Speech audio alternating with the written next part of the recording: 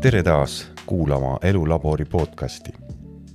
Enne kui kuulutan Norras külmetunud käheda häälega välja tänase külalise, vaatan korraks tagasi ka eelmistele saadetele. Kui ma selle podcastiga jaanuaris alustasin, siis ma ausalt öeldes ei mõelnud väga sellele, kui palju kuulajad võiks tekkida või kus riikides mu saateid kuulatakse. Aga statistikat vaadates on päris äge tunne. Meie vestluse jälgitakse lisaks Eestile ka USAs, Rootsis, Hispaanias, Vietnamis ja isegi Austraalias. Kõige rohkem huvilisi on muidugi koduses Eestis, peaaegu 89%. USAs kuulab umbes 6,5%. Samuti oleks mul väga huvitav teada saada sinu lugu. Just sellist lugu, kus sa kirjeldad neid hetki, inimesi või sündmusi, mis on sinu elule uue hoo andnud. Võib-olla oled sa teinud midagi täiesti pöörast, ennast ületanud ja nüüd on hea seda uhkusega meenutada. Kõige ägedamad lood loen ka podcastis ette. Pane kogemus teele mu e-posti aadressile elulaborpodcast@gmail.com. Kirjasaatjate vahel loosin välja ka oma esimese raamatu, mis räägib minu kogemustest tausta ja näitlejana. Aga natuke veel statistikast. Püsijälgijaid on praegu 28. Ehk siis nemad saavad esimesena teavituse, kui ma olen uue osa eetrisse üles pannud. Kui sa pole ennast veel jälgijaks registreerinud, siis tasub seda kindlasti teha. Siis jää ükski lugu kuulamata. Aga nüüd on aeg tänane külaline välja kuulutada. Mul on täna külas naine, kes on heas mõttes nagu hunt kriimsilm. Tal on mitu ametit. Peamiselt toimetab ta oma Hoogla talus, kus töö teadupärast kunagi otsa ei saa. Ta on suurepärane perenaine, mängib pilli, lennutab drooni, tegeleb heli- ja videosalvestustega, peab talumuuseumi, omab väärikaid meistritiitleid sportlastmises. Aga parem, kui ta räägib sellest kõigest juba ise. See supernaine on Piret Pihel. Head kuulamist!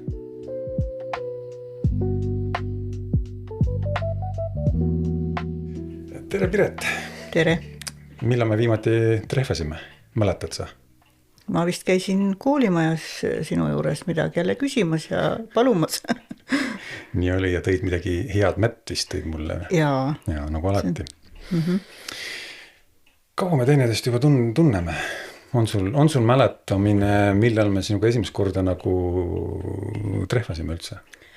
Ja mis asjaoludel? Mina mäletan seda, et sa käisid siin Lehtses tegemas ühest muusikalist filmi ja siis jäi see minule nagu meelde ja siis Leelo Jürimaa siis ütles, et kuule, meil käis Jaanus siin, et kuule, meil oli vaja vist pilti teha mandoliinidest. Ja siis see esimene kord natukene nagu ebaõnnestus meil. Absoluutselt tunnistan, see oli kole lugu, sellest kohe ei tahaks rääkida, aga ma tunnistan oma... Aga me saime pärast nii head pildid veel oma sellest mandoliinipäevast Lehtses. No, sa tegid oma sellise apsaka tagasi. Ja peab kuidagi tegema, sest et väga äge. See tegelikult kogu see mõte kokku saada, rääkida olnust ja ka tulevikust on just ongi see, et kui palju sõltub sellest, kellega sa kuskil mingi hetkel kokku saad. Jah, on küll. Kui palju on su ümber inimesi, kes sind kuidagi moodi mõjutavad, annad võimalusi mingisugusteks arenguteks, järgmisteks mingisugusteks sammudeks või nagu mulle meeldib öelda, et uste avamisteks on. Kui palju sul üldse elus selliseid momente on olnud, kuni jäskuni võtta, et tänu sellele sain ma niimoodi. Kui palju sul võis need juhtumisi võiks olla? No ma arvan, et juba siin noorest põlvest peale, kui ma läksin lasketiiru, treener kutsus kõike klassis laskma ja praktiliselt ma üksinda jäingi sinna tiiru ja lasin praktiliselt oma pool elu püstolit. Minul käsi seisis nagu kännu otsas, nagu treener ütles ja tänu sellele siis läksin spordiinternatkooli ja olin Dünamo liidu koondises ja käisin liidu meistrivõistlustel ja see nagu No ja mis ta siis nagu mulle andis, ütleme, et kui oled sporti teinud, siis tuled ju iga päev oma mugavustsoonist välja, õpid ennast käsutama ja tegema ja ei jäta asju pooleli, paned omale eesmärgid paika, saad natukene ka vasta näppe ja lähed jälle edasi. Nii et noh, see nagu õpetas väga palju elus ennast sundima ja noh, oli toredaid aegu ja sai reisida, sest Vene ajal ju mitte kuskile niisama ei läinud. See oli ikkagi, kui sa 1,5 aastat olid kokku su huumislaagris mere ääres, noh, see oli tasuta kõik ju. No nii, ja kui ma siis sealt ära ükskord spordi lõpetasin, noh, siis oli jälle ukse avamine, anti maad tagasi, tuli Eesti aeg ja vanaisal olid maad siin Lehtses. Mõtlesin mesega, et hakkame siis talupidajateks. Mul oli Jäneda kool oli küll juba selja taga ja mingi aimdus ikka põllumajandusest oli, sest... Et olid lehma enne näinud ja reha ja hangu ja... Ei, tööd ma oskasin teha küll. Selles suhtes ei olnud mul mingisugust küsimust, aga siis hakkasime ja noh, see oli võt see teine ukse avamine. Ja võib-olla 3. ukse avamine oli see, et ma kukkusin, noh, siin ikka juhtub ja siis sattusin haiglasse ja mõtlesin, et kui ma nüüd rasket tööd teha ei saa, et mis ma siis tegema hakkan, aga siis olid just valimised, aga mina siin kohalikel omavalitsuste valimistel osa võtta ei saanud, sest ma olin Tallinnas veel kirjas, see oli 99. aastal, jah. Noh, ja siis mõtlesin, et aga ma võin ju vallavanemaks minna. Helistasin siis Raivo Ookile ja ütlesin, et kuuled, et tead, et mul äkki nüüd, noh, talu ka juba nagu areneb, et tahad, ma tulen vallavanemaks. Jah, nii täpselt oligi ja nii oligi. Noh, ja valitigi, noh, kes ta oli poolt, kes oli vastu. Pärast need, kes olid vastu, olid lõpuks minu poolt ja vastupidi. Ja ma olin seal 17 aastat omavalitsuses, 8 aastat siis veel hiljem Tapa vallas vallavalitsuses. Üks jagu staaž juba sellel valal. Noh, ja siis avanesid uued uksed. Noh, siis hakkasin muusikapäevi korraldama Tapa vallas juba 20. tulevad sellel aastal. Nii et ühest kohast teise on need niisugused sammud tulnud. Mina olen ka seda täheldanud, et kui sa istud kodus, siis mitte midagi ei juhtu. Ja. Sa ei näe inimesi, sa ei kohtu inimesi, sa ei koge mingisuguseid kogemusi, on need siis plussid või miinused, eks ole. Siis sa ei kolista ämbreid, sa ei õpi midagi, võib-olla sa ei kohtu inimestega, kes, nagu sa ütlesid, kuule, aga tule siia või teeme koos midagi, on ju nii? Et see on vist on... Ja muidugi peab ikka iseloomu ka olema, et sa nagu tahad suhelda. Ja kus ma veel nagu käisin, siin oli talu alguse ajal oli selline koht nagu liidrite kool, mida siis talupidajate keskliit korraldas. Ja vaat see õpetas, vaata me ei olnud ju ka, olime nõukogude kooli ajal õppinud, et sulle öeldakse kõik ette, sina niimoodi teed. Nii tuleb teha. Aga et ise mõtled omale asju ette ja siis hakkad tegema. Vaat seda need rootslased meile õpetasid, et mina nagu ütlesin lihtsalt, et me teadsime, palju on 1+1, aga vaat kus seda kasutada saab, vaat seda ei osa nagu teha. Kuidas seda vastust realiseerida enda jaoks? Jah. Et see nagu, vaat see andis seda julgust ka siis vallavanemaks minna, et ma ju tegelikult omast arust ikkagi niisuguse liidri olekuga olen ja mõtlen ja tahan nagu teistele head teha ja see Lehtse vald oli ikka väga sügavas kriisis, seal oli finantsolukord oli täiesti katastroofiline, nii et omavalitsus muidugi pankrotti minna ei saa, aga ega seal palju puudu ei olnud. Aeg oli päris karm aeg oli just. Tulles tagasi natukene ajas ja mõeldes selles, et me salvestame seda juttu praegu siin Tapa vallas ja Hoogla talus. Väga hoogne pealkiri on. Mis lugu selle Hoogla nime saamisega oli? Kuidas sa... Jah, minu vanaisa, siis kui nad said 1921. aastal selle talu, tema oli intendandiks seal vabadussõjas ja tema pidi välja ostma selle, tema ei olnud päris rindemees. Ja tema õde pani siis siinsamas mõnisada meetrit kõrval.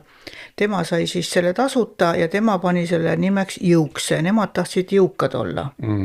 Aga vanaisa pani jälle siis et hoogsalt töö käib. Hoogsalt jõukaks. Ei, et hoogsalt ikkagi saaks teha, et siis pani Hoogla sellise nime. Väga äge.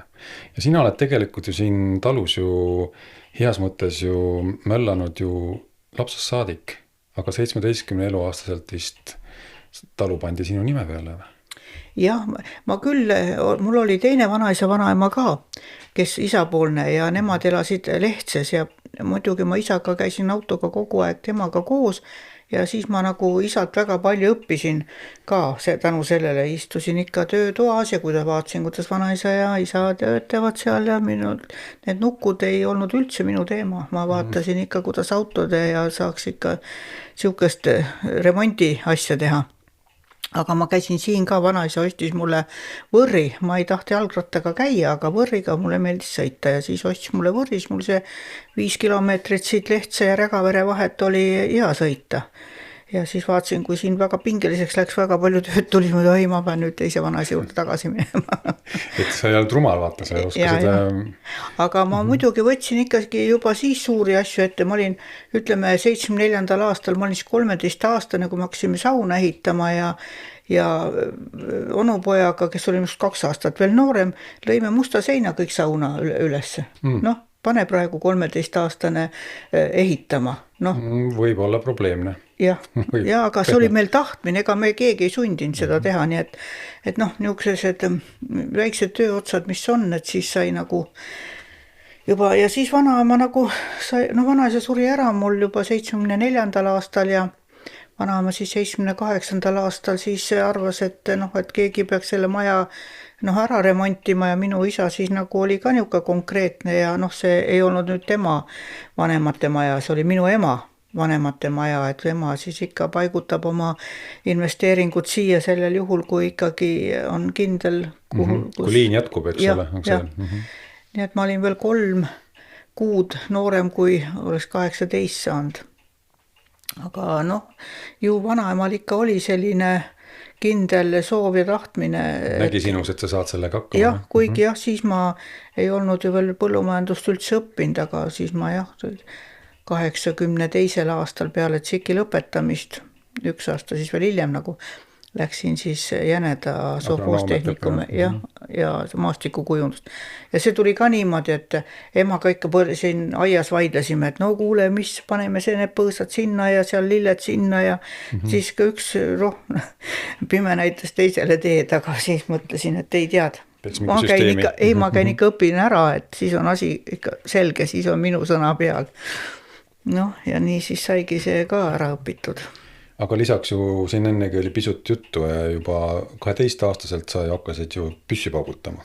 Kuidas see, ongi see, et tule ja tee, eks ole, pauguta või...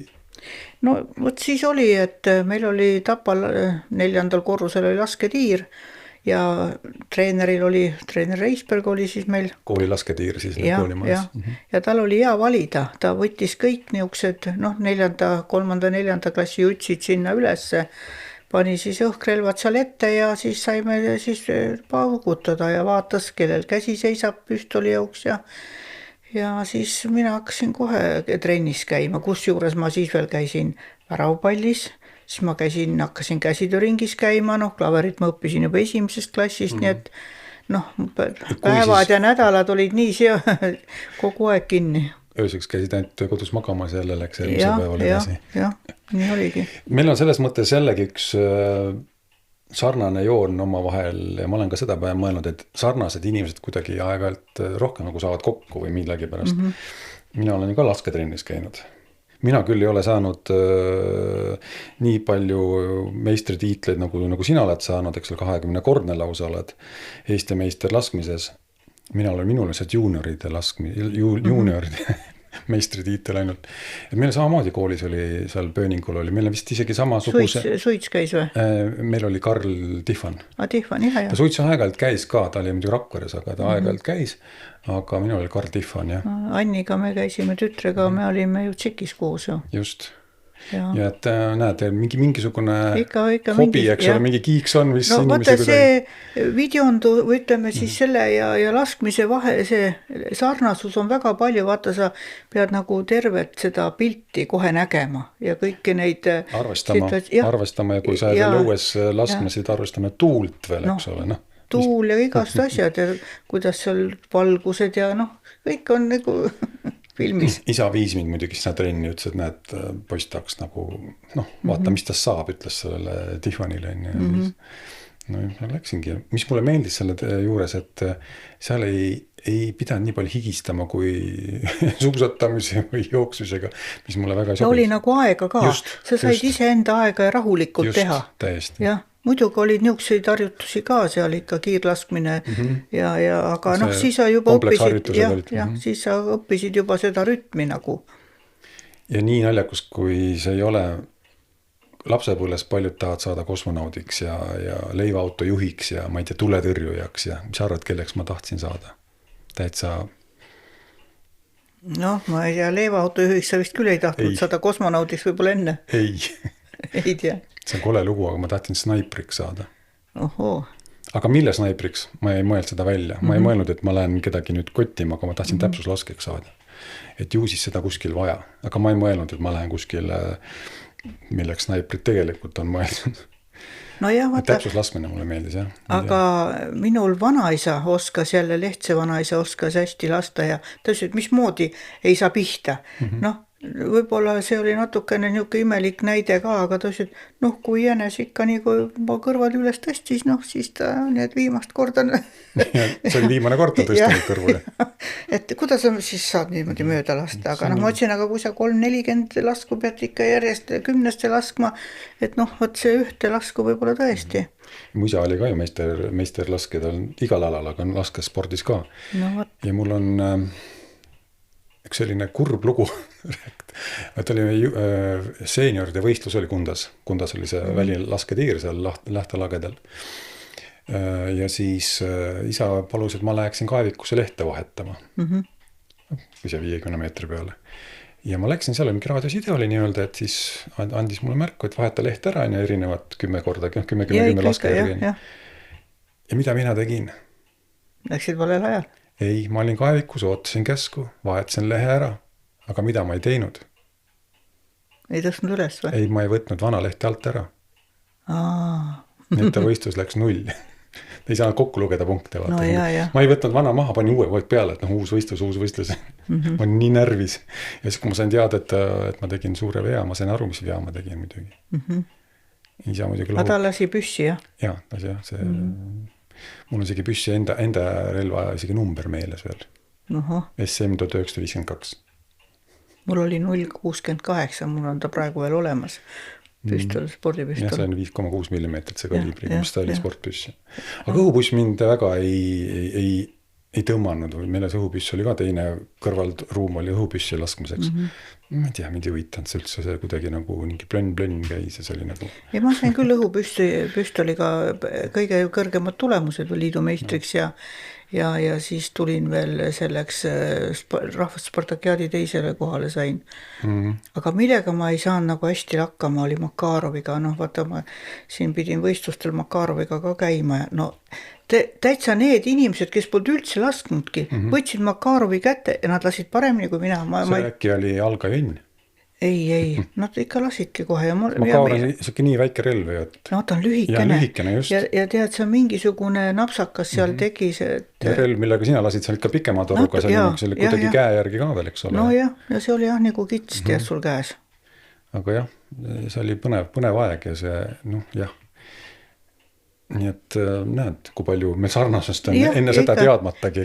Ja nagu mina olen aru saanud, et me ei pea nagu üksteisele palju asju seletama, et nagu ongi, et küsid, sa said kohe aru, millest ma juttu teen. Ja ma mäletan ka tõesti, kui me seal Lehtse, ta on rahvamaja või? Ta on kultuurimaja. Seal kokku, ma olen seal ennegi käinud, see koolitrupiga seal lava peal seal esinesite ühe muusikaliga ja nii edasi, aga pärast jah, kui me seal filmisime hiljem ka koolitust tegime, eks ole, videokoolitus. Ja no meil oli ju videokoolitus, siis meil oli fotokoolitus ja siis väga lahe seltskond oli selle videokoolituses. jah, Nii et seal ja on, päris huvitav, ikka palju asju sai seal selgeks ja siis jah, et jah, omast kogemusest lihtsalt jagasin oma oskusi ja nii palju, kui ma olen kogenud ja mis on minu jaoks olnud valesti ja mis on õigesti. Nii et ma ei ütle, et see on kuldne tõde, aga noh, ma ise samamoodi kuulan, kui sina ütled mulle midagi. Noh, suvel ma olin sulle 1 päevaks sulas, eks ju. ja väga hästi, meil tuli väga hästi filmid välja ja Ja lausa üks elu tuli ilma peale, eks ole, sel päeval on ju nii. mullikas poegis. No võt, Nii et kõik see linti. jah, ja nüüd olengi saanud mõned näidata, ma muidugi avalikult pole neid välja pannud, mine tea, mis valeliigud sa teed ja siis Ja keegi ütleb pahasti, nii ei käi. Jah, nii ei saa, et siis. Eks sa ise tead, kuidas on.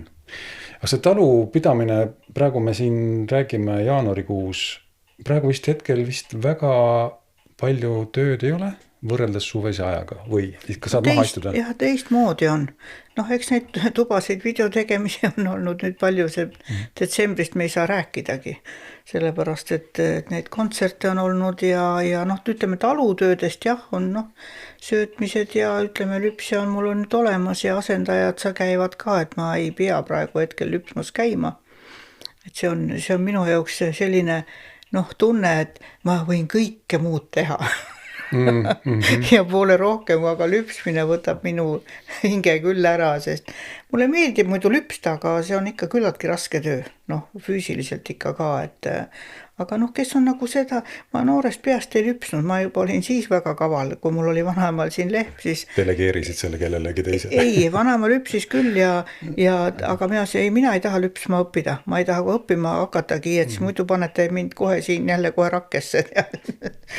Aga siis ma õppisin ära, kui siin oma loomad tulid sisse ja siis meil käisin Soomest, ma tõin väga palju tehnikat Soomest kui alguses. Sai sealt lihtsalt niisama ja siis sai ka ostetud ja transport sai tasuta jälle sealt Soome poolt ja igast asju 90-ndatel, eks ole, kuskil. Ja. Seal ju palju, soomlased ju vahetasid oma vana tehnikat välja, jube hea lihtsalt saada, alates külmkappidest kuni ma ei tea, mis iganes satradeni välja vist. Jah, oligi. Ja ma sain kombaini. No võt. Ja kombain oli selline, et see käis nagu traktori külge. Jah, me poolt seda kunagi niukest näinudki. Nagu üks ütles, et sa võtad nagu naise käevangu. Et jah, sõidad niimoodi külje peale sisse, paned seal kardaani taha ja eest kinni ja lähed, tead, paned sealt tagant kardaaniga kõik selle tööle. Kuidas sa kuivati said? See oli oma hea lugu ju. No kuivatiga oli jah tõesti tore lugu, sellepärast, et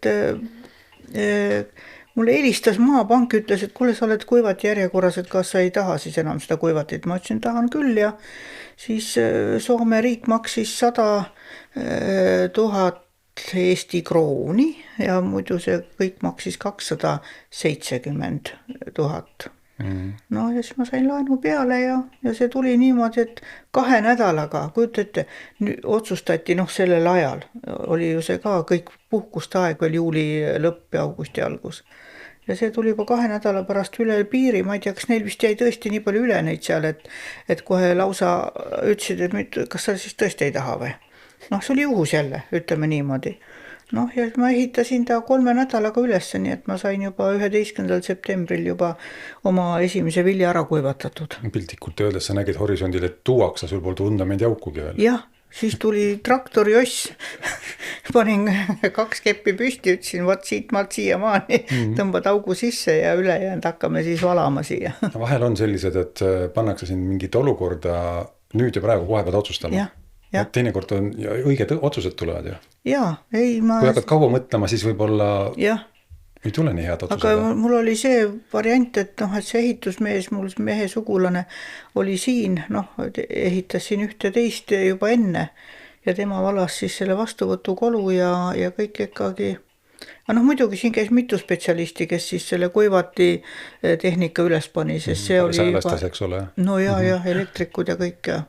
Aga kes pidi veel käima keevitamas siin jalad alla ja kõik see, et asi ikka seal fundamendi peal on. Kui suur sul kari on? On vahepeal tekkinud juurde või? Kuule ikka seisab 30 plussi peal natukene, et tahaks küll, et oleks 36 lehma, aga ikka sealt otsast jälle keegi läheb kombinaadi poole ja midagi teha ei ole. Tulevad ikka ühed ja teised hädad peale. Kas see 36 tähendab nagu piimatootmise mõttes või miks lihtsalt mul on kohti nii palju. Jah, Okay. et mul on nii palju lüpsikohti. No sama palju on noorloomi siis ka ja nüüd see aasta oli rohkem niisugune pullide sünni aasta. Sel päeval sündis ka pullipoiss. Jah. Nojah, mis sa teed?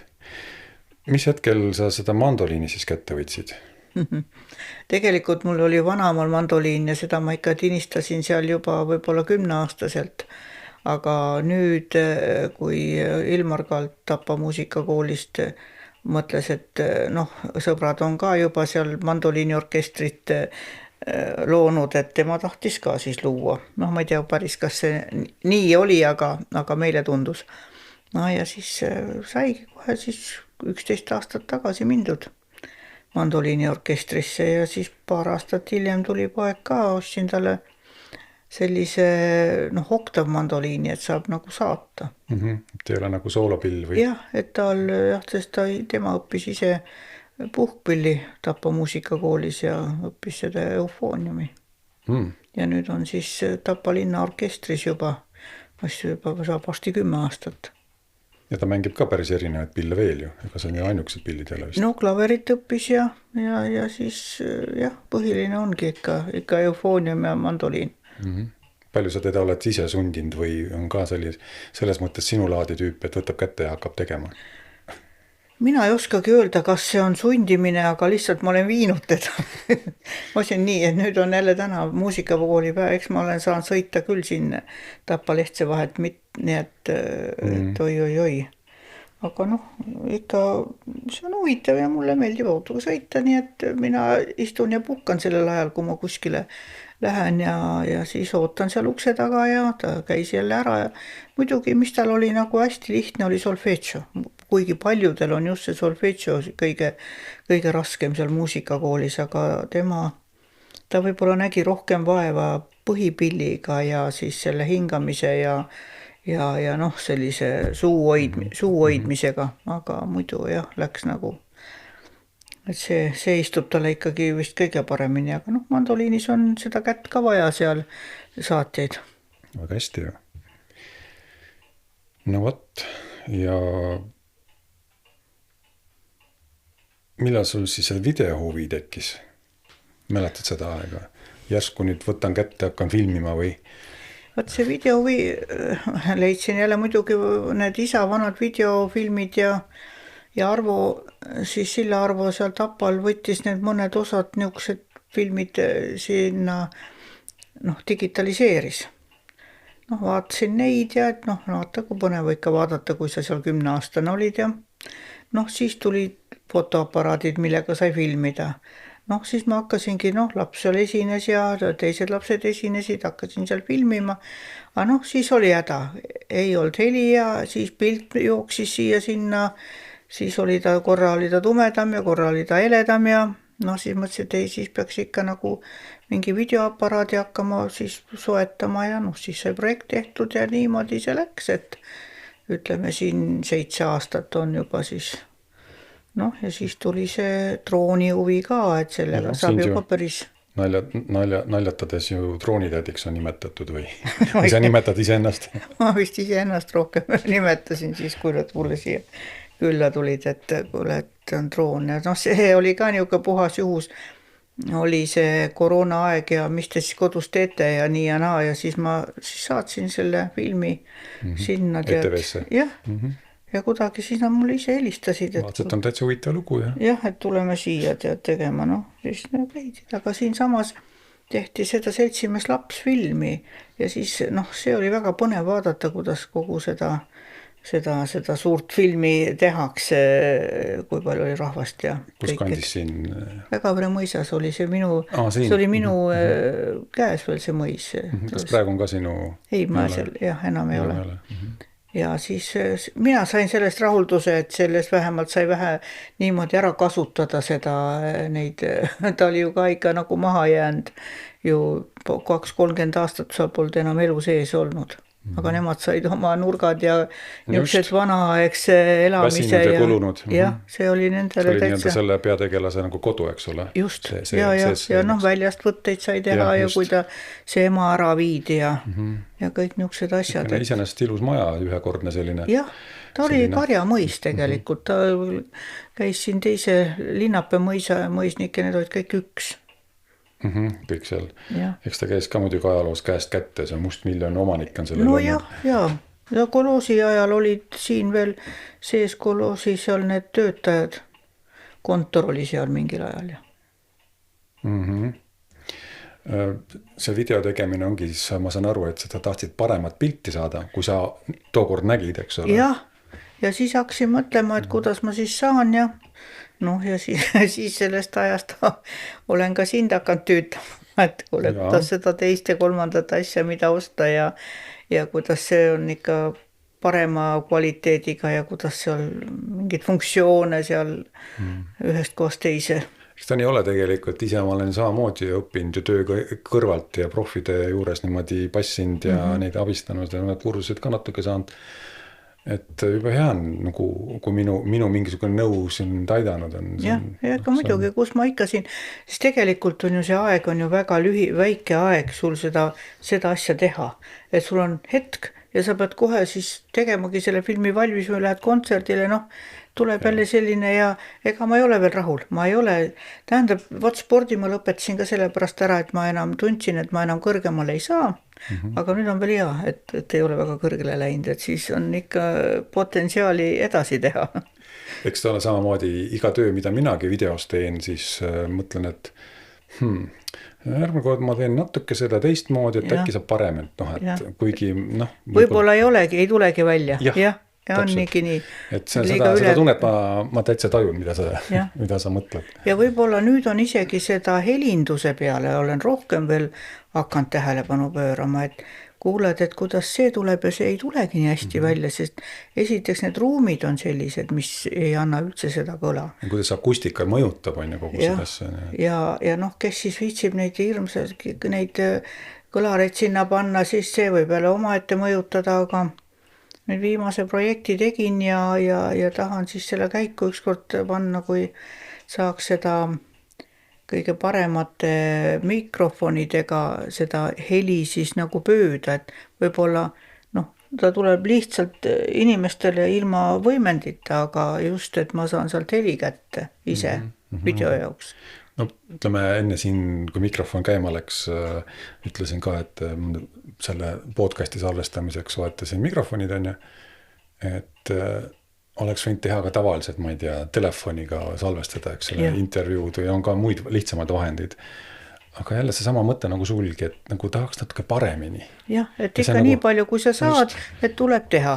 See innustab õppida ja katsetama, eks ole, nii et mingi hetke pärast mõtled, et oi, ma olen nendest nüüd üle, tahaks nagu järgmist või mingi teise kvaliteediga töövahendit. Kaameratega samamoodi ju. Jah, eks nad täiustuvad ka ja oskused tuled juurde, sa näed midagi rohkem, sa oskad tahta rohkem vaata. Ja vaat mis nad praegugi ütleme järgi mõeldes, et kui inimesed teevad videofilme hästi palju, neid sutsusid nagu öeldakse, et ma vaatan jälle sealt, teen telefoniga seda. Aga mulle meeldib nagu see tervik, et tal on sissejuhatus, tal on mõte, sest annad seda edasi, millise kiirusega, kui ruttu sa sinna sisse lähed, siis sa veel lõppu vaatad, et see võtaks nagu asja kokku, et nad nagu tervik, on see siis 3 minutit või on ta 30 minutit, aga niisugused sutsusid ma ei oskagi neid vaadata, ta ei jutusta mulle midagi. Jah, kui sa oskuslikult teed seda ja niimoodi, et sa mõtled sealt oma loo sisse, sa võid ka 10 sekundi siis loo ära rääkida, kus on lugu sees. Aga lihtsam on lihtsalt tšauh-tšauh. Aga muidugi need tšauh-tšauhisid mulle ei meeldi. Sest kui videofilmi teen, siis ma pean ikkagi natukene seda asja nägema, et ma selle ümbruse ära näen, mitte niimoodi, et seal käivad, juba 3 sekundit on pikk aeg. See on ikka, ma tea, 6-ni, mina loen ikka 6-ni. Siis võiks tulla nagu või 5 sekundiga. Aga siin tulebki ka välja see, et kuidas kellelgi on see video tegemise nii-öelda käekiri. jah. Milline on keegi, Ja kuidas... mõni päris hästi oskab seda jooksvat pilti anda edasi, et võt seda, nad on õppinud ka seda, ma ikka neid jälgin, et noh, ta ei ole nii tšauh, nagu öeldakse, noh, muusikavideod, neid osa ma ei taha üldse vaadata. Aastad tagasi Rakveres noortega hakkasin filmi tegema. Politsei ja Päti filmi. Ohtlik avastus. See oli ohtliku lennu nii-öelda, sealt kutid said sealt nagu ideed, kus seal see Västrik ja kes seal olid, mängisid seda Krimkat seal, Marko Matler mängis. Ja selle kirjutasid siis nagu väikse filmi stsenaariumi ja ütlesid, kuule, tule meile operaatoriks. Okei, ma tulen, eks ole, aga ma palusin endal appi tol hetkel Rakvere teatris töötava Maiu Ingmani, kes on tegelikult tänase päevase BFM-i vist kas esimese lennu lõpetaja. See on tule hea, tule anna mulle nõu, meil on väike proovivõte, et vaata mind ja anna mulle nõu. Ja siis ta ingerlana nagu ta oli, siika väikse soome aktsendiga mõnusalt rääkis ka eesti keelt. Ja siis ta ütles, et aga miks sa kaamerat nii käes hoiad? Tee niimoodi. Ja siis ta näitas, kuidas, et võtta seda kaadrit siit niimoodi, et see on palju parem. Ja ma ei tulnud selle pealegi, ongi parem. No võt ongi. Ja nüüd ma mõtlen, et kuidas ma seda enne ei tulnud selle pealegi, ma ei teadnud, et ma ei teadnud reeglites selle hetkel võib-olla mitte midagi. Ma sain ka aru, et on keskplaan, üldplaan ja suurplaan. Ja kui sa neid tead ja oskad nagu omavahel siduda ja nendega mängida, manipuleerida vaatajaga, siis mõjutada seda läbi selle kaadriaugukese, eks ole, pildiaugu. Ja ongi, see võib olla vabalt 30 minutit ja sa vahid lummad ja tahaks, et see veel kestaks, see loo jutustamine. Jah, see on küll väga peen asi, nii et on õppida väga palju. Ise ma kogu aeg õpin, iga töö jälle mõtled, et teeks aga ega tead, kui sul, ütleme niimoodi, et mõnel on see kohe ikka veres ja ta tuleb see välja. No mina olen ikka rohkem niukene käsitööline, et ma nüüd, aga... Seda peab ka tegema tegelikult, et No ma arvan ka, et ega siis ei peagi kõik olema nii tippsportlased, et keskmist inimest ka nagu aksepteeritakse ja on vaja teda. Just, ja koolis ütleme õpilastega seda filmindust tehes ja neid seda õpetades, ma olen ka näinud, et nad on nagu huvilised ja mõni on muidugi ära ehmatanud, et kui ma ütlen, et nüüd võtame kaamera kätte, hakkame tegema seda, ja siis nad on ära ehmatanud, mõni on ära ehmatanud, et nii palju tuleb ettevalmistus teha, et ma saaks video teha. Mõtlesin, et videot võib teha, telefon välja teed oma need 3 sekundit ära ja korras on ja like tuleb, nagu öeldakse, aga oled, mida sa teed. Et ma seda seletan, et on erinevad stiile. Kiired stiilid, aeglased stiilid. Ja väga palju annab ka muusika sellele videole juurde. Kas ta on niukene... laulev või on see siuke rütmikas või on siukene hurraad ja niukesed... Just annab ju emotsiooni, eks ole, filmile, eks ole, kogu selle... Nii et tihtipeale ma olen... See tead selle heli või ütleme selle, mis sa sinna muusikat tahad panna, vahel võtab kauem aega otsida ja mõelda, mis sinna läheb. Kui sa juba selle muusika saad, siis laud selle filmi sinna ilusti sinna peale ära. Küll, ma olen sellega olnud päris mitu korda olnud... ma olen aastaid teinud, nagu siin olen ennegi rääkinud, et off-roadi, Eesti off-roadi. Olen filmimas käinud, et tappe ja siis paned ikka mingi käredama huvitava mingid mürtsu, rütmika loo taga ja et otsid tõesti päevi.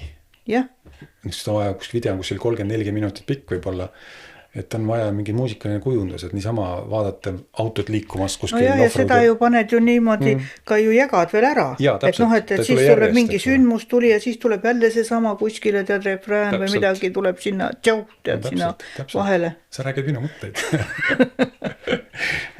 Ma peaksin sind oma firmasse tööle võtta. Löön su siit talust üle. Löö.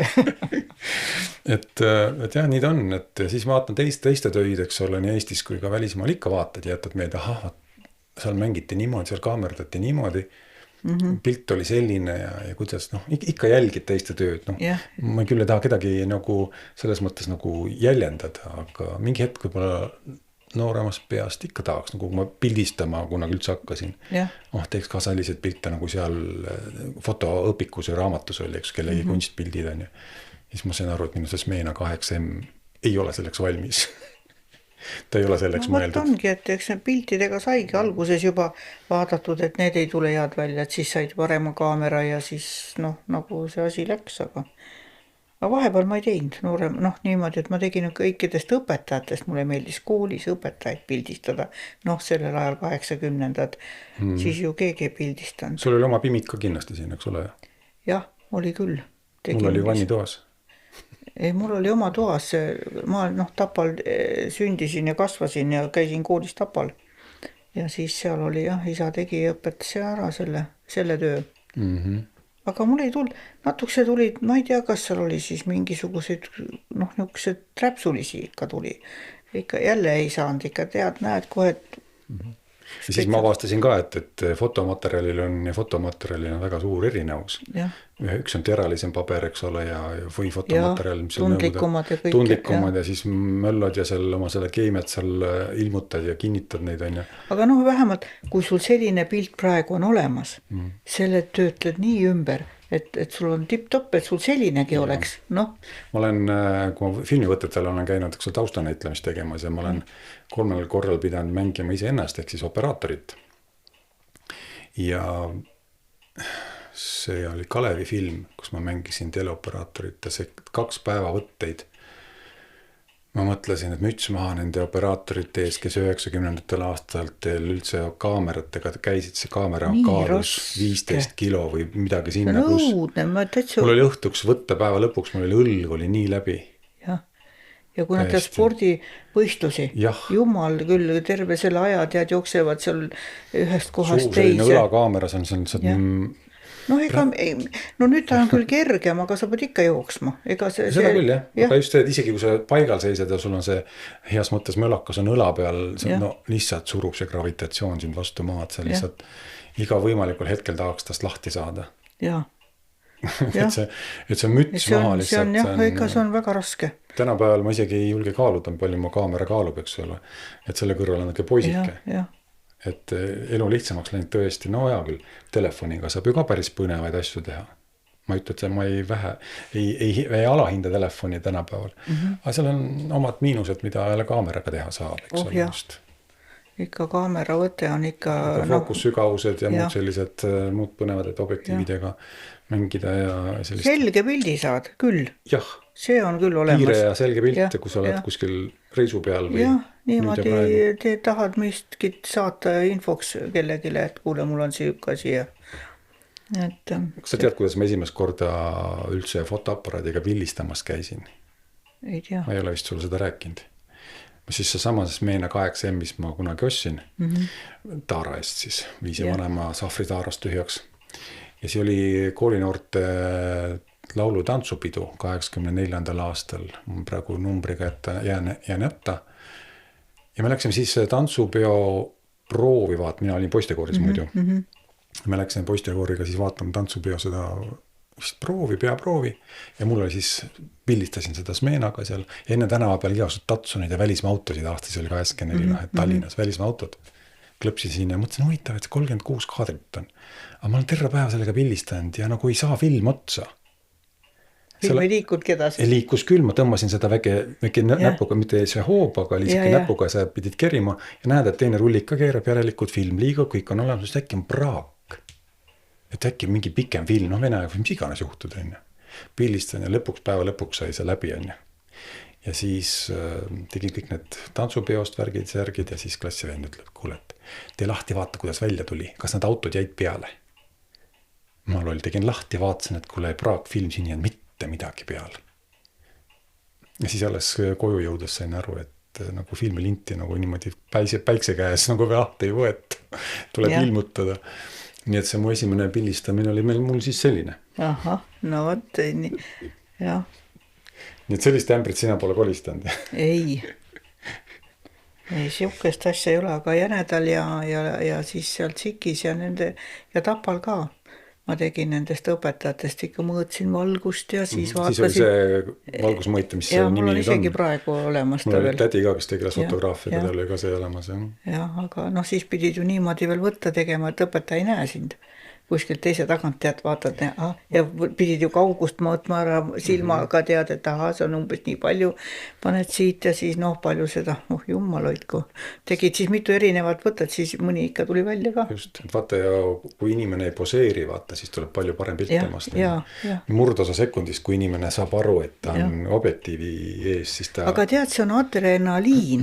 Vaata, kui sa teed sellises seisundis, et sa nagu ei tohi teha ka, et äkki võetakse sul see pill käest ära veel. Jama tuleb kaela võib-olla. Jah, mine tea, vene aeg tead. Täpselt. Aga jah, need... Nagu me tunni aega, meil oli direktor Hartvik Lausma kunagi koolis ja siis ma ei tea, kus tekkis meil kuttidel mõte, et salvestaks tema ühiskonna või ajaloo tunni kassettmaki peale. Meil oli plaanis Nääripeoks teha siis mingi paroodia õpetajatest, kuidas keegi nagu räägib ja siis õppida materjali nagu, et meil kohe. Nüüd see lau all oli esimese pingi all ja siis see kutt, kes seal seda põlve veel hoidis, eks ole, siis see oleks jube suur probleem olnud, kui oleks direktor aru saanud, et tema tundi salaja salvestatakse. Nii et see oli enne kuulmatu, et sul keegi tuleb tundi salvestama. Aga vaata selle helindusega mul tuleb praegu meelde, et kus see nagu tuld on. Minu vanaisa, käis Palvemajas Lehtses ja tema helindas kõiki neid laulusid, mis seal lauldi. Vaata, Palvemajas ju on niisugused lõbusad laulud tegelikult, mitte nagu kirikulaulud, see on hoopis teistsugused. Ja tema, ja siis nad tulid siis meie juurde ja siis kuulasid, seal 3-4 palvevenda siis tulid ja kuulasid ja siis mul ei tulnud see enne nagu meeldegi, sest ma olin siis väike laps alles seal kuskil 7-8. Aga jah, tal oli väike mikrofon ja sellega tema salvestas seal niuksi, et filmindusega tema ei tegelenud, aga isa ostis siis 70-ndatel selle videokaamera. Ma mäletan, tal oli 2 tükki neid. Üks oli see, kus käis niimoodi, kaadreid sai niimoodi klõks, 3 seda kaugust oli, aga siis järgmise ostis, siis sai nagu sujuvalt selle nagu hoova, eks ole. Ja. Et seda sellest ajast. Jah, ma kooliaeg meil oli keemiaõpetaja, tsemendikeemiaõpetaja, eks ole, Kundas meil oli Ülari Pai, kes filmis filmilindile. Ma mäletan, kas ta oli 8 mm või 16 mm filmikaamer, ma nüüd täpselt ei mäleta. Aga ta käis ka Koola poolsaal, uusematkadel ja asjadel niimoodi ja siis mõtlesin, et issand, kui äge. Ja siis ma mõtlesin, et issand, aga see on ju nii kallis ja et kuidas see kõik on. Ja ma nagu kihk olid, võiks ka kuidagi nagu liikuvat pilti. Aga isa pani ka niimoodi, et ta pani magnetofoni ka käima filmimise ajal. Siis tuli heli ka peale sinna. Jah. Aga neid ma ei tea, kus need kõik kokkupanemised asjad olid, aga seda ta mängis ja siis ta tegi ka siukse valgusti.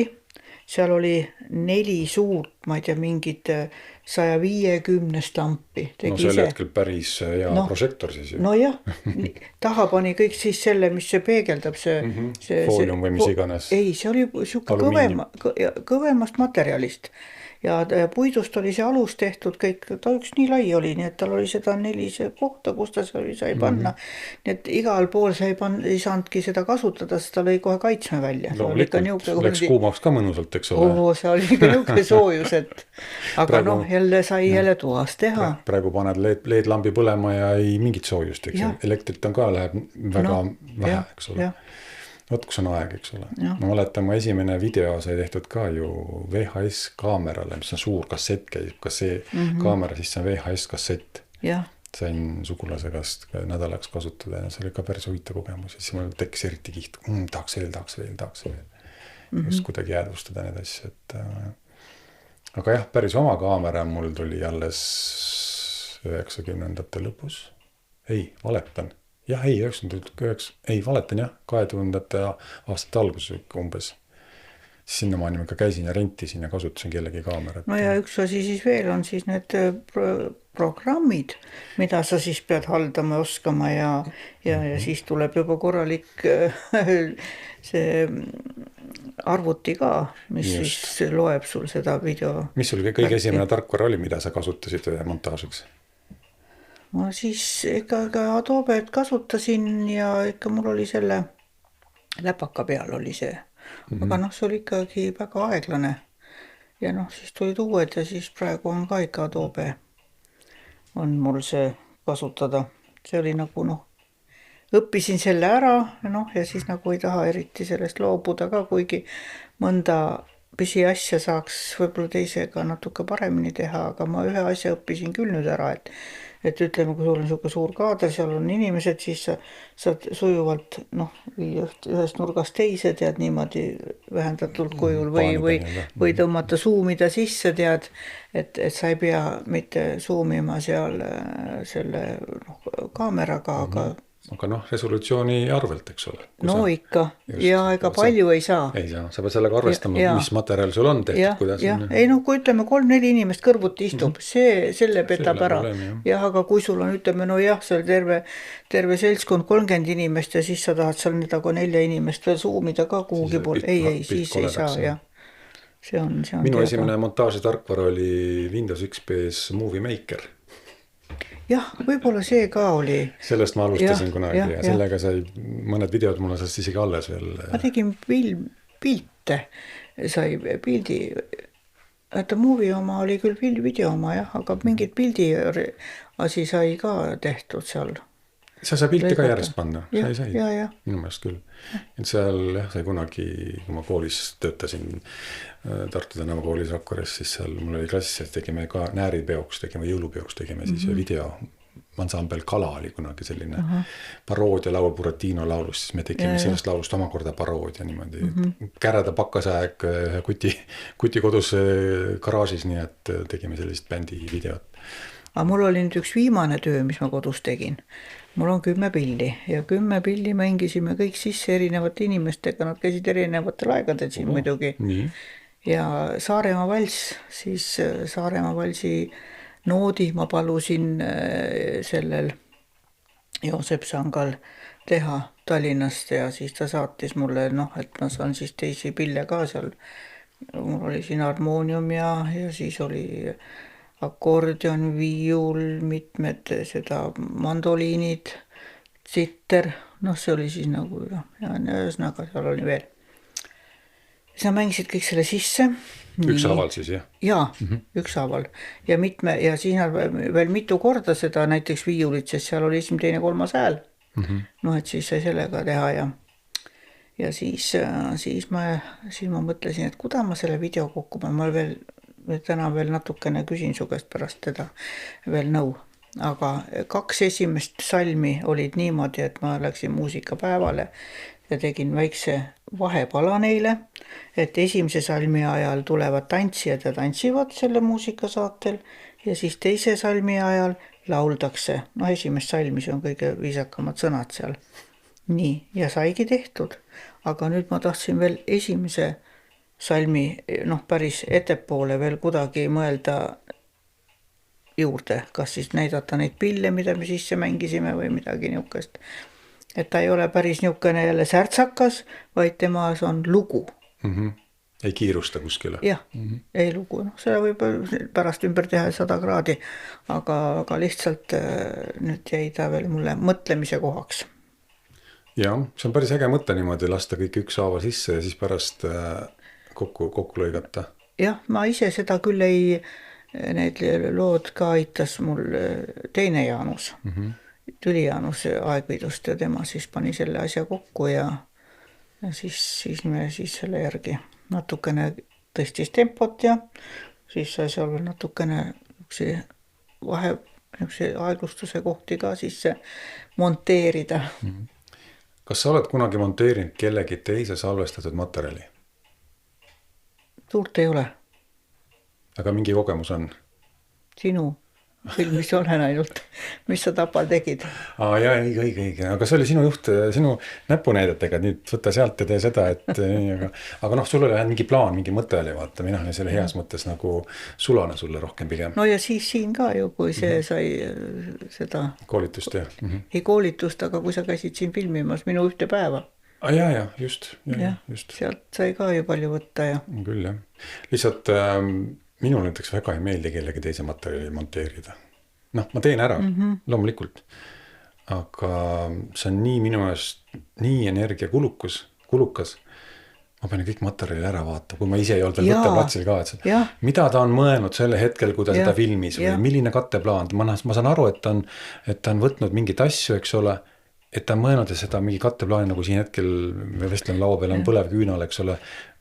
mõte juba silm jookseb, et mis sealt saaks see katteplaane, aga kas mina kasutan seda pärast montaažis? See on nagu, sellepärast kui ma näiteks ka pulmal käin videot tegemas, pulma videograafina või mis iganes muud, mul on, kui ma kaamera suriseb, ma juba tean, see on katteplaan, see on põhiplaan, nii edasi. Ja sa ei pea enam mitu juba ümber vaatama seda asja. Ma juba tean, kuidas ma monteerin. Ja. Sest mu esimesed videod olid niimoodi, et tund aega võtta, need videokassetid olid 60 minutit väiksed minikassetid. 60 minutit videot, 30 läks kohe montaažis prügikasti, sest et tundus, et liiga palju üleliigneid ja siis sealt veel veerand tundi läks välja, siis tekkis küsimus, aga miks ma nii palju olen üle tootnud? Ja. Äkki läheb vaja? No ei lähe vaja. Eks sa sellega õpid ja ajaga see tuleb niimoodi, et sa ei tule nagu üle öö, et ma hakkan homme targaks, et homme enam ei eksi. Ja ütleme, kontserdil ka võtad seal mingisuguse detaili, lähed, ütleme, kirikusse, lühtrid on ilusad asjad või seal ees või mingisuguse asja tead, siis sa saad natuke suumida, kas siis sisse juhatust või mingisuguse kaadrite vahetamine, tead, ühte ajad taga teist ei sobi, et siis lased tead selle sinna sutsu vahele. Aga see nõuab väikest eelmõtlemist, et kuidas ma teen, et kui sa juba koha peal oled, siis ei pruugi enam jõuda. Jah. On ju. Siis tulevad mitmed asjad vahele ja inimesed tulevad rääkima sinuga välja. Täpselt nii. Ei saad oma tööd teha. Sa ei ole kuulsusetu, eks oli, inimesed tulevad su juurde. Just. Et viimane töö, mis ma siin selli suurema tegin, ikkagi suurem, kui 40 minutit oli jõulukontsert Haljala kirikus, kus siis Väike-Maarja ja Haljala koor ühine esinemine oli seal. Ma tegin seal siis 3 kaameraga üksi, üks oli võttis keskmist üldplaani, ühte siis opereerisin ise ja siis teine kõrvalkaamera oli siis nagu külje pealt teist plaani, 3. plaani. Ja siis ma sealt nagu enne siis tegin katteplaane, enne kui ma jõudsin paar tundi varem sinna, panin tehnika püsti ja asjad ja siis seal on ka droonilennud ja nii, et ühesõnaga lugude vahel on nii-öelda emotsiooni kaadrid vaataks. Kontserdi aeg seda ei oleks jõudnud mitte kuidagi juurde võtta, nii et ma ei julge Tapal enam droonitadagi, ma teab, seal on militaari nii palju. Ongi, et pärast ei tea veel, kes ja kus. Tavaliselt, kas see ju pult hakkab sul ütlema, kas on pahasti või ei ole või? Ta ütleb kohe. Ütleb, et ära lenda. Natukene maad, punane rist on juba ees, et kuule, siin on ohutsoon. Ja, siin on palju neid militaarpiirkondi. Haapsalus oli ka, aga ma tegin ikkagi selle. Kaitseliidu mingi maleva, mis seal on, seal mingi kohta ma ka ükskord lennutasin, käisin seal puhkamas, et lennutin ilus on see lahe sopikene. Lahe, jah, seal kui undas nii, et ja siis ma tõusis õhku ja ütles, et sinna see, ütles, et kus see Kaitseliit, aitäh, et ütles, et ma ei teadnudki, et see Kaitseliit on, ise tõmbad tähelepanu enne. Aga ma registreerisin ära lennu ja siis saan lennata. Mina ei läinud midagi registreerima, ma panin mere peale ja sealt oli tagasi tulla ja tead siis vaadata. Et ilus jah, et sellega pead arvestama, et nagu samamoodi drooni vahetus. Nüüd on veel asjad hullemaks läinud. Jah, nüüd mul õnneks ei ole olnud seda, et lendab ära, aga mul on päris mitu inimest öelnud, et jah, et lähebki lolliks. GPS läheb ära, et ei leia enam koduteed. Jah. Et jah, siin Kunda sadama juures oli vaja tööd teha, lennutada ja siis sadam ka hoiatas, et ole ettevaatlik, et siin võib olla häireid. Ja oligi? Ennaks ei olnud. Ma ei lendanud nii kõrgele, vaata. Kui kõrgel sa lendad siis umbes? Lubatud 120 meetrit. No jah, see on lubatud, jah. Et selles mõttes, mida kõrgemale lähed, seda rohkem sa jõuad sellesse segamise nii-öelda tsooni või pilve. Et madalam peal nii väga hullu ei ole. No mina olen kuskil 7-80 peal siin teinud oma sellest on ka küll. Et saada suuremad need. Aga jah, mis sa teed? Droon sai ka välja vaetatud, et saaks veel parema pildi veel ilusamad, eks ole. Et ja siis, kui see peaks seal kuskil ära lendama, siis on natuke kahju küll. Mul ütlen, et mul lendas linnuparve, ma tahtsin ikka lindudega võidu panna seal. Ükskord oli kopsti ja tuli alla nii kui... sai pihta, jah? Jaa, ja oligi läbi ka. Ma Toolsel üks sügis lennutasin samamoodi, haned lendasid just parvedena üle. Ja järsku need tuli ka kuidagi nii palju, me olime samadel kõrgusel ja siis see oli mingi sekundite mäng, ma sain aru, et ma pean ruttu alla tulema. Ei, aga ma läksin ise nende sekka. Ma sattusin ka mingi parvega nagu suht sarnasel samale kõrgusele, et ma pärast videost vaatasin, seal keegi laperdas, eks ole, aga ma tulin varem alla, sest nad ei näe võib-olla seda drooni. nii väike täpp nende jaoks võib-olla, et mul lihtsalt hakkas droonist kahju, noh muidugi linn ei ole ka süüdi, kui ta sinna pihta lendab, on ju. Nii et tulin ruttu olla, oleks ilusa kaadri saanud muidugi. No mitte selles, et liin pihta saab, aga lihtsalt vaata parve sees. No seda ma võtsin ja mina saingi. No vot, et iseenesest mõte on ju hea, aga kas teostus alati õnnestub, see on teine asi. Aga see läks kalliks maksma. No, ei, no tegelikult tead, nad vahetavad praegu nii lihtsalt, ütleme nii, et saad uue. Ja see ei maksa üldse 150 € vist mul maksis. No kui sul on kindlustus ja mingid asjad on taga, eks ei olnud, jah? Ei olnud, muidu ta uuena maksis 1600 koos puldiga. Ja nüüd on see nii palju odavamaks läinud. Jah, ta on nagu vanem mudel.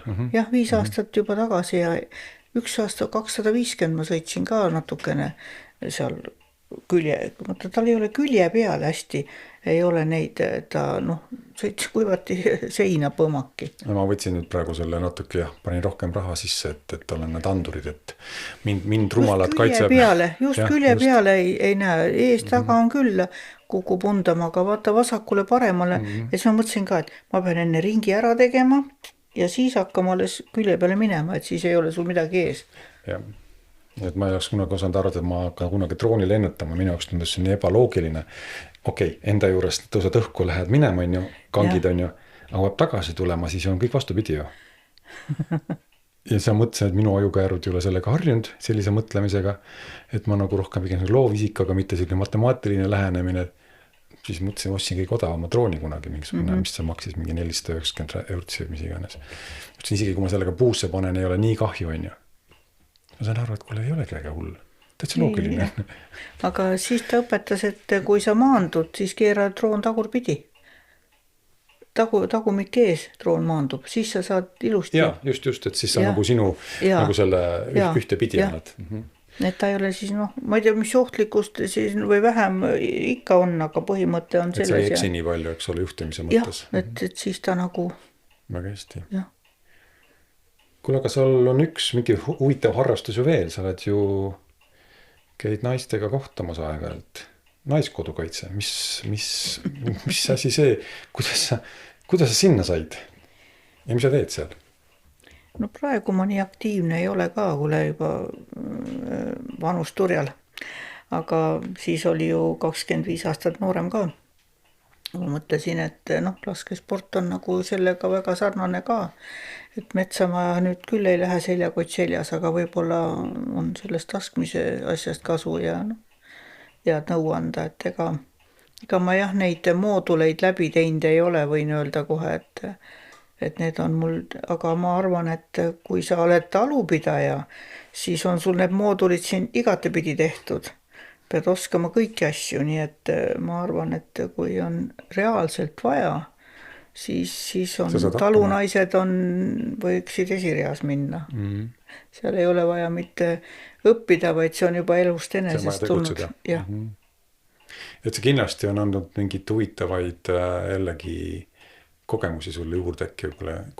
Ja ikka uued inimesed, kellega sa koos oled ja ma mõtlen seda, et kui me Rakveres seal alguses hakkasime käima, siis oli jälle täitsa põnev oli teiste inimestega niimoodi kokku saada, mis nemad teevad. Ega siis seal ei olnud nii, et siis oli teistmoodi kõik see algus, kui praegu tõesti ikka tugevalt õpitakse, ütleme niimoodi, ma vaatan neid programme, mis seal tehakse ja uued tulevad ja kõik, mis toimub, aga mina näiteks kutsusin siia, saime kokku, tegin jõululaua Tapa selle naiskodukaitse rahvale, meid oli siin 16 inimest, tore oli koos olla, rääkida juttu ja mis nad seal kõik plaani teha ja nii, et ma võin sellise koha peal aidata, sülti keeta neile. Või suppi keeta. Mina näiteks sülti keeta ei oska, pole kunagi teinud. Ja, ma teen 100 inimesele võin teha ära kohe. See on kogu seda oskad arvestama, eks ole, paned suurde patta kõike. Ja, aga sa seal pajast pead oskama liikuda, nagu öeldakse, et see ei ole nii lihtne. See on mingi nali oli selline, et kui ma su käest küsiksin, et või keegi minu käest küsiks, et kas sa lennata oskad, lendunud piloot, eks ole. Ma ei saa öelda, et ei oska. Sest ma pole proovinud. Ma räägin toreda loo. mul tuli üks kontroll, ma ei hakka nimetama, kes see siin helistas mulle ja ütles, et nemad tulevad kaugvaatlust tegema. Kui kaugelt? Mina küsisin, et kas te tulete drooniga või? Ma arvan, et sa panid nad paika sel hetkel vist. Siis oli suur. Ei, noh, meil on ikka vaja nagu, et noh, kaugvaatlus tähendab seda, et me saadame teile küsimustikud ja täidate ära ja siis saadate meile vastused ära ja aga see sõna jah, see väljend on huvitav jah. Kaugvaatlus, ma ütlesin. Kui kaugelt, mis mätta otsast jah? Nüüd talvel tulete drooniga. Nojah, sõnamängu juures mind on juba kooliajast nagu ei ole aru saanud, mis tähendab, kui keegi ütleb sulle, et müüa on poes jahutatud liha. Minu kohe tekkis paralleel, et jahuga üle raputatud. Jahutatud. Et kuidas keegi jah. Mis on siis veel plaanis on? Paukusanud väga nüüd otsast ei tee, drooni lennutad, filmi teed, talupead. Keevitama õpin nüüd. Õige, sa ju läksid ju keevitama. Mis sundus sus seda nüüd jäsku? Tead, kui palju saab keevitusega igasugu huvitavaid asju teha. Ma nägin, mis isa ja vanaisa kokku keevitasid kõik ja tegid igasuguseid masinaid. Küll nad tegid kaevupuurimise agregaadi ja isa tegi omale siis luppimise agregaadi, kus ta käis koloosi lautasid luppimas ja ma muidugi niuksi agregaate tegema ei hakka, aga talus on kõike töid vaja teha ja mõtlesin, et nüüd ma õppisin tiigkeevitus, see on kõige peenem keevitus veel. Käisin seal Rakvere ametikoolis ja sai 12 päeva või jah, õpitud. See on muidugi väga lühikene aeg, aga kogu aeg on selline tunne, et ma praegu võtaks ja tahaks keevitada, siuke mingisugune pinge. Harjutada. Jah, et noh, seal oli väga head tingimused ja ruum soe ja mis siin on, et praegu ju kodus ei saa ju midagi teha, aga mul on keevitusagregaat olemas, aga sellel on vaja lihtsalt põleti ja siis baloon osta ja üks ruum teha. Et noh, normaalselt, siis temaga õues eriti ei saa teha, kui tuul on. Jah, tuul puhub ära sul selle kogu. Aga see tiigkeevitus on ikka väga peen asi ja sellega, et saad nii puhtalt teha, et siis, aga noh, muidugi, mis nagu halb oli see, et see oli õhtul juba, mina olen mitte õhtune inimene töö suhtes, et ma oleks hea meelega hakanud kella 9 hommikul selle tööga peale, see oli üks asi ja teine asi oli see, et prillid ja nägemine millegi pärast ei tahtnud koos töötada. Juba liiga valgust tuli natuke vähe võita vist. Jaa, väga valest kohast tuli valgus. Valgus tuli eest, täiesti niukene teine ja sa pead hoopis siit poolt niimoodi. Just, ja seal on midagi sädele peal, eks ole sul see. No jah, ja tead, kui sa paned veel siis selle maski ette ja kui sa oled enne kõvasti puhastanud ja tead kõike lõiganud ja värke-särke, siis on sul otsaesine märg, et tõmbad, siis on kõik udune ka ja siis ole see mees ja vaata, kuidas sa ära keevitad siis selle tüki. Oi, jummal küll. Selles mõttes on jällegi, sa nagu ei istu niisama vaata, et mul on kõik nüüd olemas, on ju. Ei, noh, sellega seal on mul ikka väga suuri plaane ei ole, aga noh, muusikapäevad tulevad, mõtlen, et ma teeks nüüd ise ühe niukse tänu mingisuguse meene, keevitaks kokku. Mul on juba projekt olemas, aga vaatan, kuidas ma sellega hakkama saan.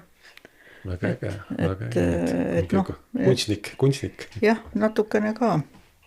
Olen spikerdan teiste pealt, vaadan, mis kujuti see võiks teha. Ja lisad natuke juurde oma vaadet, eks ole. Ja teksti ja asja. Ja. Väga lahe. Ja, et muidu ütlevad, et kole kallid asjad jälle osta. Noh, ma teen ise siis.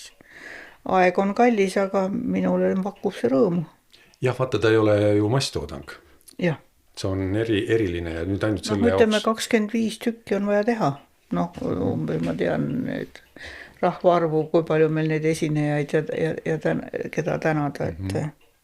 Jälle tagasi tulles selle off-roadi juures, kus ma olen aastaid olnud ja mulle ka on nagu kihvt vaadata olnud, kui on mingi lõpus on need autasustamised või on see aasta kokkuvõtte tegemised ja siis on meenete jagamine, kuidas seal siis autoosadest on tehtud meened.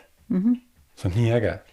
Noh, ise ei tule selle pealegi, et saab sellised, ma ei tea, kolvidest ja kepsudest teha mingid karikad sellised ja põnemad ja tõesti, mulle äge hammasratastest ja Ja see ongi eriline, see ei ole mingi stamp, eks sa lähed, ostad poest selle karika ja jagad, graveerid peale, ta küll jätab selle punkti, et sa oled selle asjal käinud ja olnud, eks. Noh, mõni ütleb, et mis sa teist ikka tead neid asju seal jagada, et sul on ju seda kraami ju kodus küll. Aga minu jaoks nad jälle jutustavad oma loo. Terve selle, ütleme 10-aastase või 20-aastase loo, mis selle vahemikus on olnud.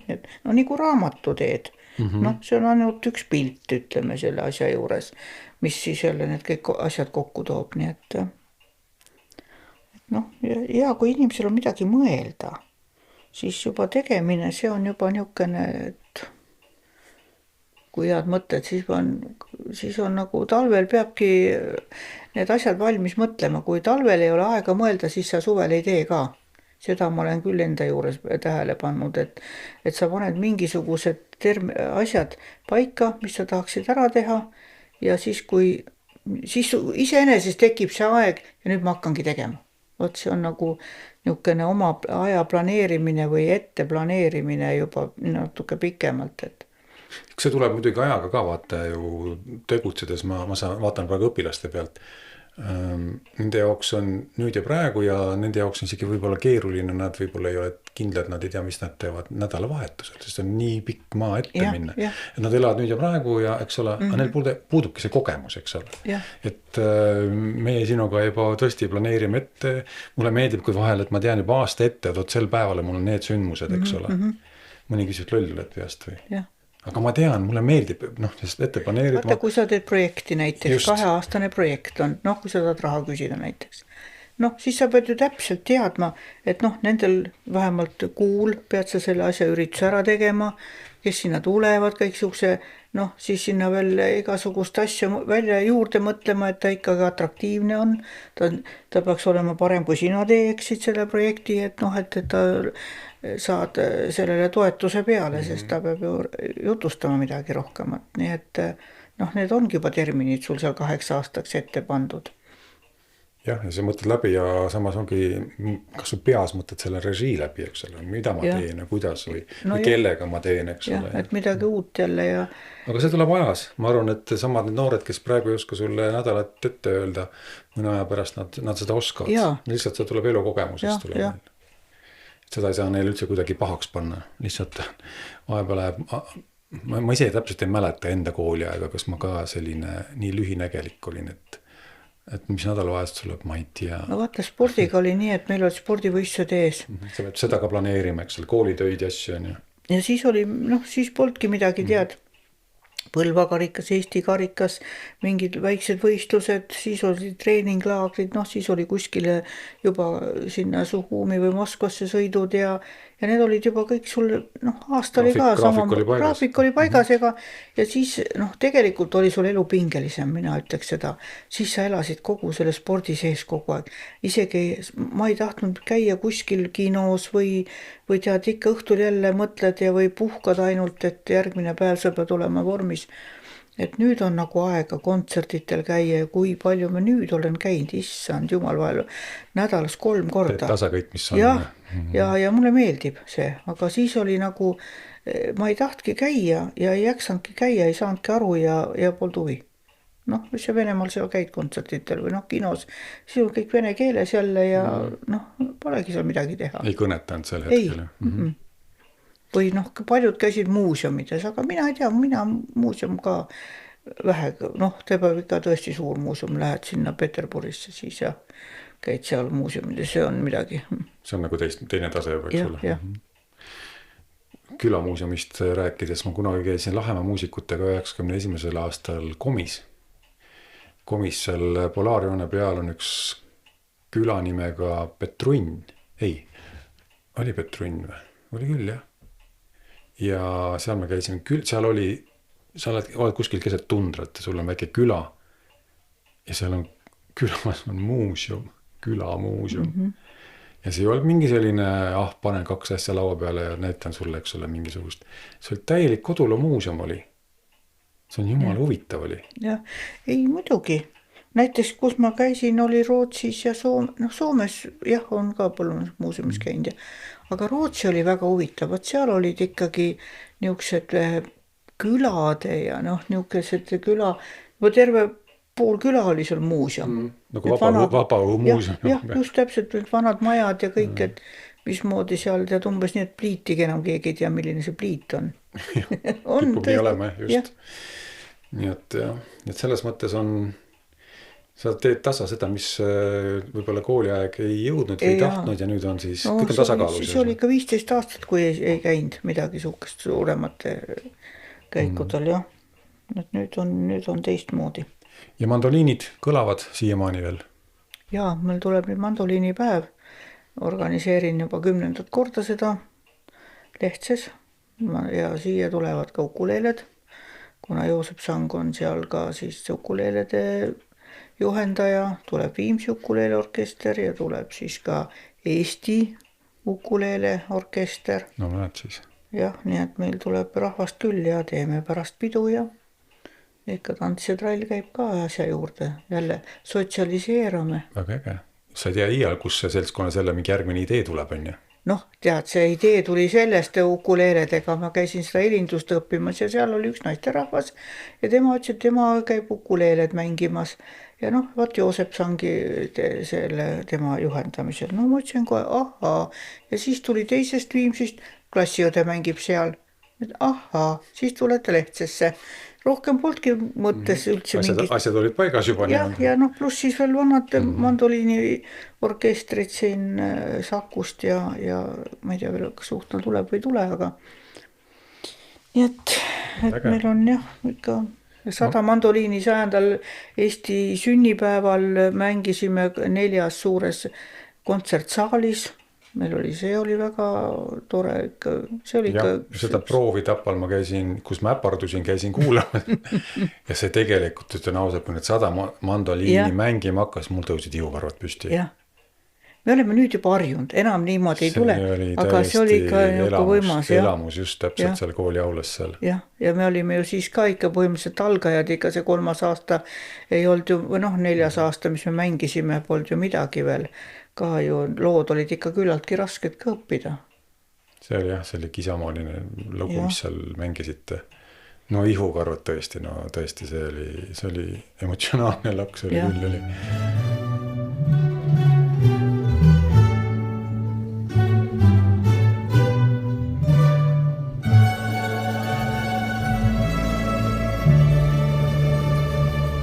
Ja sellest mul on ju veel video ka, ma lasin ikka Tartus selle video teha, kui me seal. Kontserdi tegite? Jaa, nii et täitsa see kontsert on olemas. Ja seal oli veel niimoodi, et seal oli sissejuhatus, oli igale loole üks nendest mängijatest siis rääkis oma loo, oma mandoliinimängust ja siis sellest loost, mis ta siis tahtis mängida.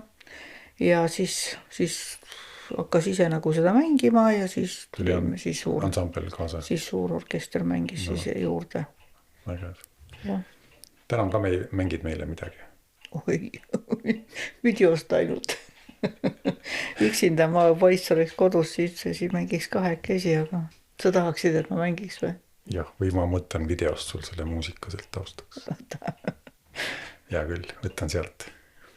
Sellepärast, et see on liiga niukene ilma saateta on ta veel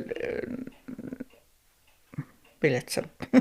Oled väga kriitiline, ma näen. Olen, jah. Aga see on hea, see viib edasi, vaata. Me vaata 2 käisime Haapsalus seal ja oli vaja käia seal rehabilitatsioonikeskuses. Siis me Kristjaniga seal mitmel korral tegime kontserte. 2 kutsusime need lapsed, kes seal siis olid ja täiskasvanud sinna alla ja siis jälle üks 40 minutit mängisime neile. Julge peale hakkamine, aga sai harjutada ja just need lood, mis ikka välja tulid ja mis olid lihtne saata ka ja ütleme ausalt, ega inimene, kes mandoliini ise käes ei ole kunagi hoidnud, ta võib-olla ei saa väga hästi aru, kus sa võib-olla libastusid. Jah, seda ka. Sinul on see latt kõrgele tõstetud. Nagu öeldakse, et kõik mängivad väga tõsiselt, aga kui midagi segamini läheb, siis hakkavad naerma. Siis saad aru reedad, eks ole, midagi läks ussi. Kuule, väga äge, et sa niimoodi selle pimedal talvõhtul leidsid aega natukene mõtiskleda nende teemadel.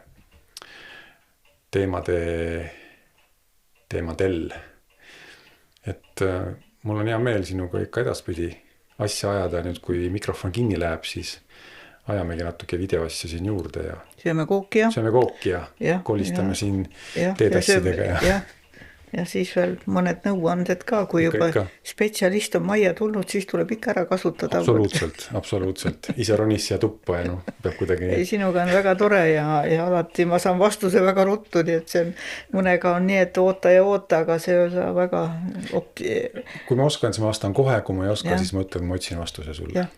See on kõige meeldivam vastus sinu poolt.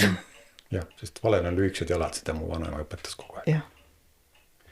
Aitäh sulle veel kord ja edu sulle avastamistel ja uute asjade õppimisel.